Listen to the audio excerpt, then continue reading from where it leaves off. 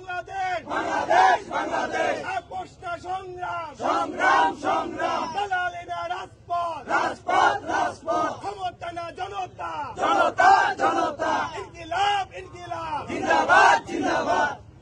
আসসালামু আলাইকুম প্রিয় তেঁতুলিয়াবাসী, আমরা জাতীয় নাগরিক পার্টি এনসিপির পক্ষ থেকে আজকে আপনাদের এই সেতু চত্বরে এসেছি। আসলে আমাদের এখানে কোনো ধরনের প্রোগ্রাম করার বা কর্মসূচি করার কোনো প্ল্যান পরিকল্পনা ছিল না। আমরা পঞ্চগড়ে কিছুক্ষণ আগে 1 ঘন্টা আগে প্রোগ্রাম করছি। প্রোগ্রামের পর মনে হলো যে আমরা পঞ্চগড়ে আসলাম, কিন্তু যদি তেঁতুলিয়া না আসি আমাদের এই যাত্রাটা ভাই, কারণ এই তেঁতুলিয়া থেকে বাংলাদেশের যাত্রা শুরু হয়েছে। আমরা সবসময় পড়ছি তেঁতুলিয়া সর্ব উত্তরের জায়গা বাংলাদেশের, তেঁতুলিয়া থেকে টেকনাফ।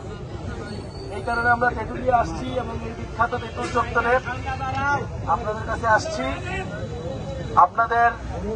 আপনাদের কাছে আমাদের কথাগুলো শোনাতে আসছি, আপনাদের থেকেও কথা শুনতে আসছি। জাতীয় নাগরিক পার্টি এনসিপির পক্ষ থেকে আমরা একটা পদযাত্রা শুরু করছি, দেশ গড়তে জুলাই পদযাত্রা এই কর্মসূচির নাম। আমরা রংপুরে আবু সাইদ যে ছিলেন, যে জুলাই গণ অভ্যুত্থানে প্রথম শহীদ হয়েছিলেন, তার কবর জিয়ারতের মাধ্যমে এই কর্মসূচি শুরু করছি। এবং আজকে আমরা পঞ্চগড়, কালকে ঠাকুরগাঁও, দিনাজপুর আমরা যাব। এইভাবে বাংলাদেশের 64টা জেলাতে আমরা 1 মাসের মধ্যে যাব। প্রত্যেকটা জেলায় গিয়ে আমরা পথযাত্রা করতেছি, পথসভা করতেছি, মানুষের কথা শুনতেছি এবং আমাদের কথাগুলো বলতেছি। আপনারা জানেন যে জুলাই গণ অভ্যুত্থান গত বছর যেটা হয়েছিল, সেটার এইবার 1 বছর পূর্তি হইতেছে।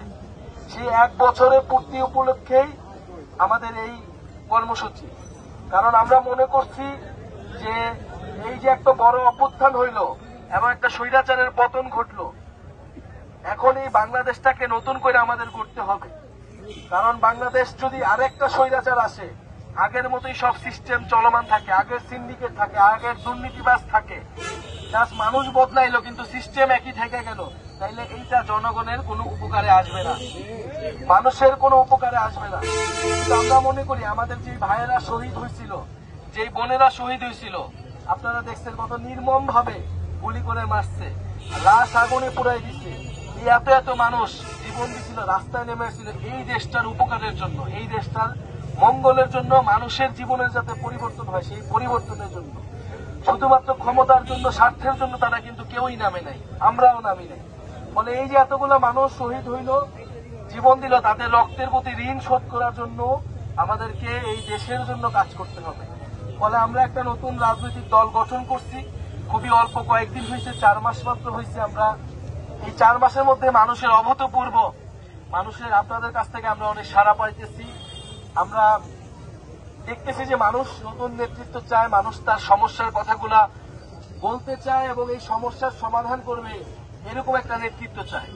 মানুষ অনেক আশাহত হয়েছে, মানুষ একই রাজনীতি বছরের পর বছর দেখতেছে, একই ধরনের রাজনীতি, হয়তো দল ভিন্ন, কিন্তু এবার মানুষ আসলে নতুন একটা রাজনীতি দেখতে চায়, যে রাজনীতি প্রকৃতপক্ষেই জনগণের রাজনীতি, নাগরিকদের রাজনীতি করবে। আমাদের দলের নাম আমরা দিচ্ছি নাগরিক পার্টি, কারণ আমরা মনে করি বাংলাদেশের প্রতিটা মানুষ হইল একজন নাগরিক, আর রাষ্ট্রের নাগরিক হইলে সে সরকার থেকে কিছু সুযোগ সুবিধা পায়, সে শিক্ষার অধিকার পায়, স্বাস্থ্যের অধিকার পায়, চিকিৎসা পায়, তার কাজের অধিকার পায়।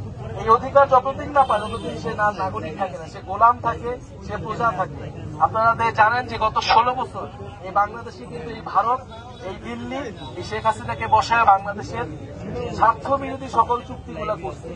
আমরা এতদিন দাসের জীবনযাপন করছি, এই গণঅভ্যুত্থানের পরে আমরা কোনো দাসের জীবনযাপন করতে চাই না, আমরা স্বাধীনভাবে জীবনযাপন করতে চাই। এবং এই গণঅভ্যুত্থানে আমরা আরেকটা কথা বলছিলাম যে বৈষম্য, আপনারা শুনছেন শব্দটা, যে বৈষম্য বিরোধী ছাত্র আন্দোলন, যে আন্দোলন মানুষের যে বৈষম্য, সেই বৈষম্য দূর করবে। আমরা উত্তরবঙ্গের বৈষম্যের কথা জানি, পঞ্চগড়ের সাথে বৈষম্য হয় সেটা জানি। এই যে দেশে নানা ধরনের বৈষম্য আছে, অর্থনৈতিক বৈষম্য, আঞ্চলিক বৈষম্য, এই বৈষম্যগুলো দূর করতে হবে। সকল মানুষের মধ্যে একটা সমতা আনতে হবে, মানুষ যাতে তার অধিকারগুলো পায় এবং সবাই যাতে একটা মর্যাদা নিয়ে জীবনযাপন করতে পারে এবং বাংলাদেশকে বুকে ধারণ করে, এই দেশপ্রেমকে বুকে ধারণ করে, মানুষের প্রতি দরদ রেখে যে রাজনীতি, আমরা সেই রাজনীতিটা করতে চাই। ইনশাআল্লাহ আপনারা আমাদের জন্য দোয়া করবেন। আমরা হয়তো বয়সে ছোট হইতে পারি, কিন্তু আপনাদের জন্য, দেশের মানুষের জন্য আমাদের আসলে বুক ভরা দরদ আছে, আমাদের সেই সাহস আছে, আমাদের সেই আপোষহীন, আমাদের সেই স্পিরিট আছে। আমরা গণ অভ্যুত্থানে সেটা প্রমাণ করছি। আমরা শেখ হাসিনার সাথে আপোষ করি নাই। আমরা আপোষ না করে এই গণ অভ্যুত্থান চালিয়ে গেছি যখন আমাদের ভাইদের উপরে হত্যা করা হয়েছিল, ভাইদের উপর গুলি চালানো হয়েছিল। আরেকটু যদি বলি, এখন দেশের রাজনীতি আপনারা জানেন, নির্বাচনের কথা বলা হইতেছে, আবার অন্যদিকে সংস্কারের কথা বলা হইতেছে, আবার আমরা বিচারের কথাও বলতেছি। কারণ আমরা মনে করি সবকিছুরই প্রয়োজন আছে। এমন না যে সংস্কার একটা হইলেই হবে বা শুধু নির্বাচন হইলেই হবে। কারণ এই যে এত বড় ঘটনা, 16 বছর একটা দল স্বৈরাচারী হয়ে উঠলো, যদি এর কোনো বিচার না হয় তাহলে এটার কোনো উদাহরণ তৈরি হবে না। আবার যে কেউ এসে আবার এগুলি চালাবে, পুলিশ আবার গুলি চালাবে, পুলিশ আবার রাজনীতিকরণ হবে, দলের পক্ষে কাজ করবে। আমরা চাই পুলিশ নিরপেক্ষভাবে কাজ করবে, প্রশাসন নিরপেক্ষভাবে কাজ করবে, কোর্ট কাছারি নিরপেক্ষভাবে কাজ করবে। মানে এই সকল প্রতিষ্ঠানগুলো সংস্কার হইতে হবে। এবং যারা 16 বছর আপনাদেরকে জুলুম করছে, নির্যাতন করছে, চাঁদাবাজি, দুর্নীতি, সন্ত্রাস করছে, তাদেরকে গ্রেফতার করতে হবে। যারা আন্দোলনে গণহত্যা করছে তাদের অবশ্যই বিচারের আওতায় আনতে হবে। এবং সবার আগে আনতে হবে ওই শেখ হাসিনাকে, ভারতে পালায় রয়েছে।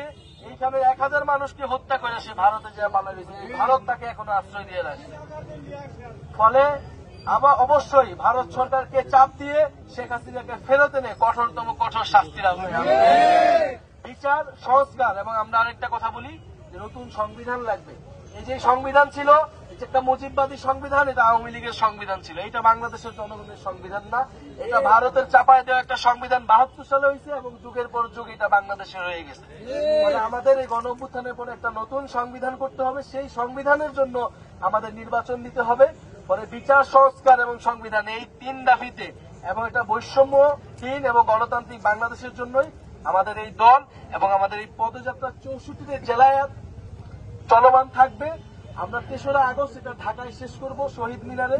যে শহীদ মিনার থেকে আমরা এক দফার ঘোষণা দিয়েছিলাম যে এই শেখ হাসিনা সরকারের পতন, এই সরকারকে আমরা মানি না, এই সরকারের যে সিস্টেম, সেই সিস্টেমকে আমরা মানি না। ফলে সেই 3রা আগস্ট আমরা যে আপনাদের সাথে কথা বলতেছি, আপনাদের কথাগুলো শুনতেছি, আমরা এই সকল কথাকে একত্রিত করে একটা ইশতেহার তৈরি করব। জুলাইয়ের ঘোষণাপত্র সরকার দেওয়ার কথা বলছে, আমরা সেই ইশতেহার, সেই কথাগুলো বলবো যে জুলাইয়ের ঘোষণাপত্র যাতে থাকে, নতুন সংবিধানে যাতে মানুষের কথাগুলো থাকে। এবং সেই 3রা আগস্ট আপনাদেরকে আমরা ঢাকায় যাওয়ার আমন্ত্রণ জানাচ্ছি। আপনারা ঢাকায় আসবেন, আমরা শহীদ মিনারে প্রোগ্রাম করব। আর আপনারা আপনাদের পরিবারে, আপনাদের এলাকায় বলবেন এনসিপির কথা। আমাদের নতুন মার্কা শাপলার জন্য আমরা আবেদন করছি। আপনারা যদি চান, জনগণ যদি চায়, ইনশাল্লাহ শাপলা মার্কা আমরা পেয়ে যাব নির্বাচন কমিশন থেকে। শাপলা এবং এনসিপি এবং এই তরুণ প্রজন্ম বাংলাদেশের মানুষের সাথে, গরিব মানুষের সাথে, মজলুম মানুষের সাথে সবসময় থাকবে, তাদের অধিকারের পক্ষে লড়াই করবে। ইনশাল্লাহ আপনারা আমাদের প্রতি সেই আস্থা রাখবেন, আমরা আপনাদের জন্যই কাজ করব। আসসালামু আলাইকুম।